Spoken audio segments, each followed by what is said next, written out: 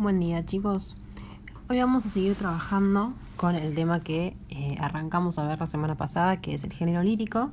Hoy lo que vamos a hacer es ver los recursos poéticos y la interpretación de la poesía para poder sumarle un poquito más al análisis por arriba que hicimos la semana pasada con el poema de Alfonsina Storni.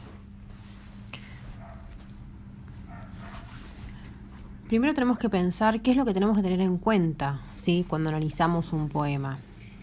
Y lo primero es la estructura externa, la división que hicimos de estrofas y versos, ¿sí? Cada vez que pidamos una estructura externa, esto es lo que vamos a pedir que se señalice. Lo segundo es el tema del poema, ¿sí?, registrado en la primera lectura. Nosotros cuando leemos un poema, desde el título hasta el último verso, tenemos una idea muy por arriba sobre qué trata este poema. Eso hay que tenerlo en cuenta también, ¿sí? Leerlo con detenimiento, pero saber cuál es el tema sobre el que está hablando el autor o la autora del poema. Porque cuando vayamos al punto 3, que son las significaciones e interpretaciones, tenemos que hacerlas a partir de este tema general del poema, ¿sí? Vamos a ver que se usan muchas figuras literarias donde se usan otro tipo de palabras, otro tipo de lenguaje, si se quiere, para tratar un tema en el poema. Y si no tenemos bien delimitado sobre qué está hablando el poema en general, podemos hacer cualquier interpretación que puede que no sea la correcta, puede que eso no nos quiso decir el autor. Entonces tenemos que tener bien delimitado o bien en claro el tema del poema para poder seguir con el análisis de las significaciones y las interpretaciones. Para eso vamos a hacer una pequeña introducción a las figuras literarias, ¿sí?, que son las que nos van a marcar esta tercera etapa de análisis. Y tenemos que entender que a grandes rasgos son formas no convencionales de emplear las palabras. Es decir, vamos a usar las palabras de manera alejada a nuestro lenguaje cotidiano, ¿sí? Vamos a usarlas entre comillas rebuscadas, no por difíciles, sino porque vamos a querer generar otro tipo de sensaciones en la escritura y en la lectura, ¿sí? Estas figuras literarias son típicas del discurso literario, del género literario en general, ¿sí? No sé si recuerdan en el cuento que leímos de la catedral que había un par de figuras literarias, ¿sí? Y era un género narrativo. Es decir, que se usa generalmente en los géneros literarios en general. Pero lo vemos con mucho más énfasis en lo que es el género lírico, en las poesías, en las canciones.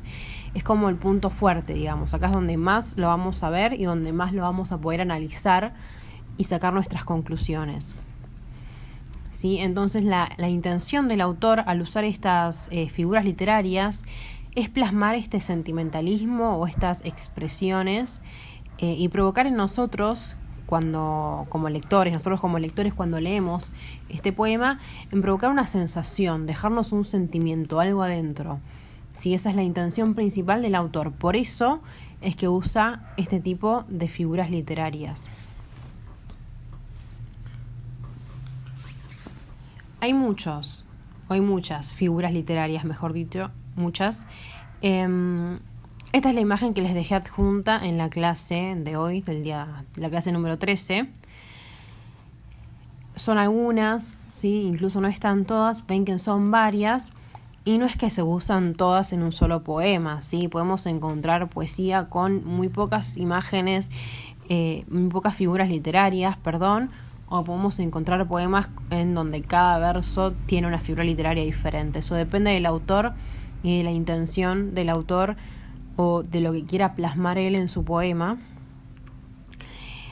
Pero bueno, hay muchas figuras literarias, la idea es que las puedan ver, las puedan conocer, las puedan entender sobre todo, porque esto es lo que va a ayudarnos a hacer el análisis y la interpretación de toda la poesía, ¿sí? Y tenemos que saber que estas figuras o estas expresiones son elegidas cuidadosamente por el autor o la autora, ¿sí?, del poema. No es que al azar se elige una figura literaria y la coloco en el poema porque me queda bonito.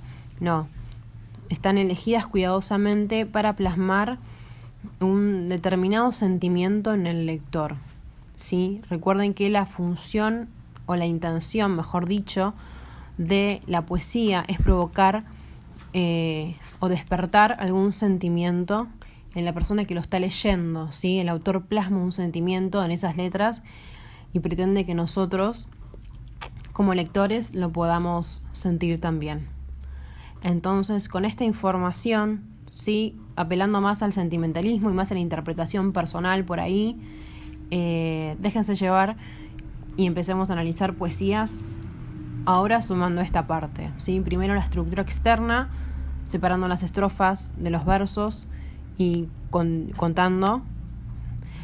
Después analizando el tema general de la poesía, ¿sí? Un primer pantallazo, nos vamos a ir metiendo de a poco en los poemas y por último haciendo un análisis un poco más profundo en cuanto a la intencionalidad del autor, ¿sí? En viendo qué clase de figuras utiliza, por qué las utiliza y qué es lo que quiere despertar dentro de nosotros.